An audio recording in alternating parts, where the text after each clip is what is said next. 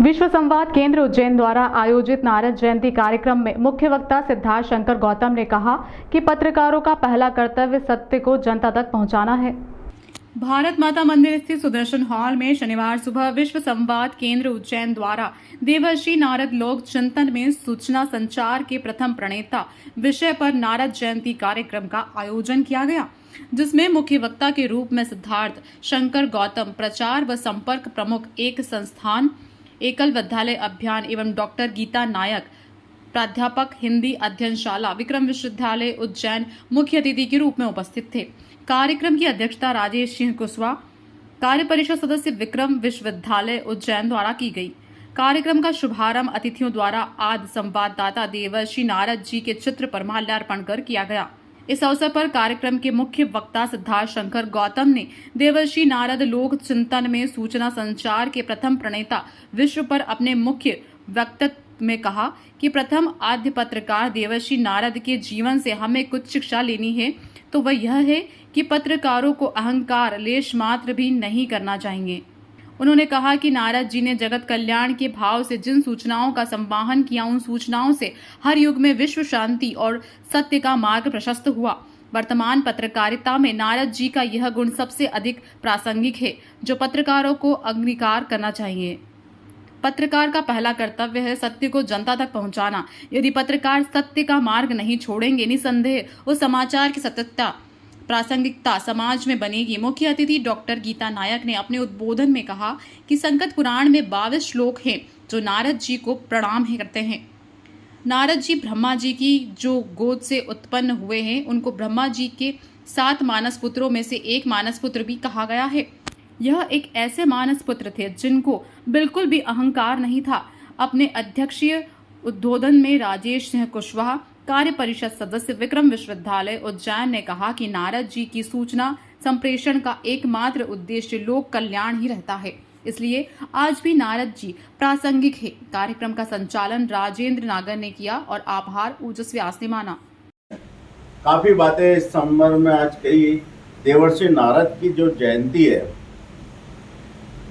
देवर्षि नारद एक कुशल लोक कल्याणकारी संचारक संदेशवाहक की भूमिका में जो उनकी थी, उस भूमिका आज भी निश्चित रूप से प्रासंगिक है।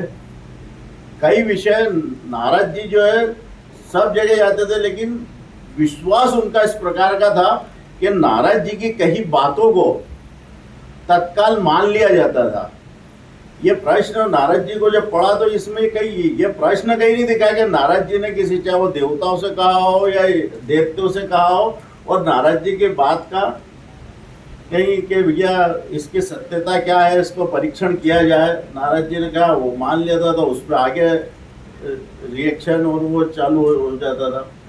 नारद जी निश्चित रूप से पत्रकारों तो के लिए तो एक वो थे, लेकिन लोक कल्याण के साथ उनका ये हमेशा भाव ये रहा है कि सूचना को चाहे वो किसी भी प्रकार से तोड़ मड़ोड़ के पेश की जाए या कैसे भी की जाए, लेकिन उसके पीछे लोक कल्याण जरूर छिपा होना चाहिए।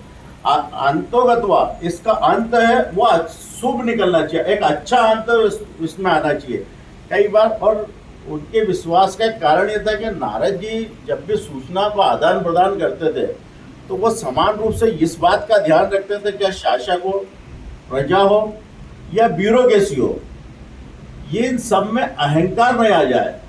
यदि शासन अहंकारी हो गया, उसमें दावा आ गया, तो प्रजा का नुकसान होगा। प्रजा निष्क्रिय हो गई, उसने अपना हित मांगना या अपने हित की बात करना छोड़ दी, तो नुकसानदायक है, समाज के लिए हानिकारक है।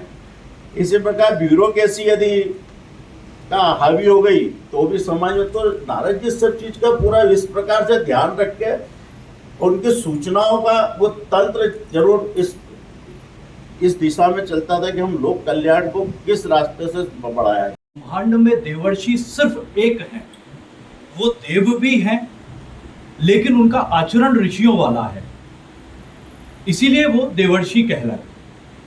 वस्तुतः देखा जाए तो नारद जयंती की कोई परंपरा भारतीय समाज में कभी नहीं रही। राष्ट्रीय विचारों से ओतप्रोत कुछ राष्ट्र चिंतकों ने, मनीषियों ने यह चिंतन किया कि एक ऐसे देवऋषि जिन्हें ब्रह्मांड का प्रथम संचारक माना जाता है, यदि उनकी जयंती मनाई जाए, खासकर पत्रकार साथियों के बीच में, तो उनका जो पूरा जीवन है वो इतना प्रेरणास्पद है कि उससे पत्रकारिता जगत बहुत कुछ सीख सकता है।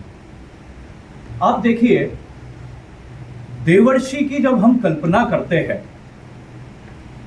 तो एक ऐसा देव जिनका ब्रह्मांड के समस्त लोकों में समान रूप से आदर, सत्कार एवं उनकी बात को गंभीरता से मानने का एक क्रम रहा है।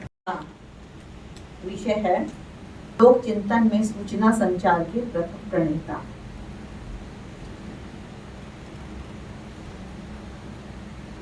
तुलसीदास जी की पंक्ति है, गिरा अर्थ जल वीची सम, कहियत भिन्न न भिन्न। कहा गया शब्द और अर्थ जल वीची के समान है।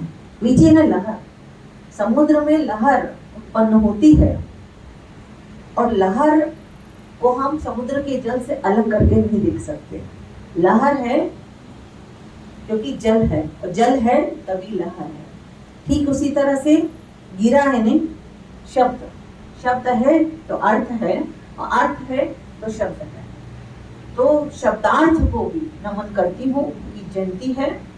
और स्कंद पुराण में 22 श्लोक हैं जो नारद जी की को जो उन 22 श्लोक में नारद जी को प्रणाम करते हैं भगवान कृष्ण।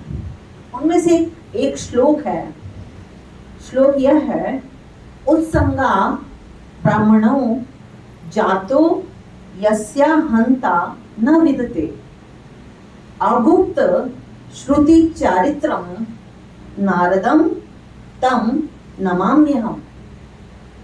अर्थात ब्रह्मा जी की जो बोध से उत्पन्न हुए, इनको मानस पुत्र भी कहा गया। ब्रह्मा जी के 7 मानस पुत्र में एक ये मानस पुत्र थे जिनमें अहंकार नहीं है। कहा गया जिनमें अहंकार नहीं है, जिन्हें अगुप्त शास्त्र का ज्ञान है, ऐसा जिनका चरित्र है, उन नारद जी को मैं प्रणाम करती हूँ।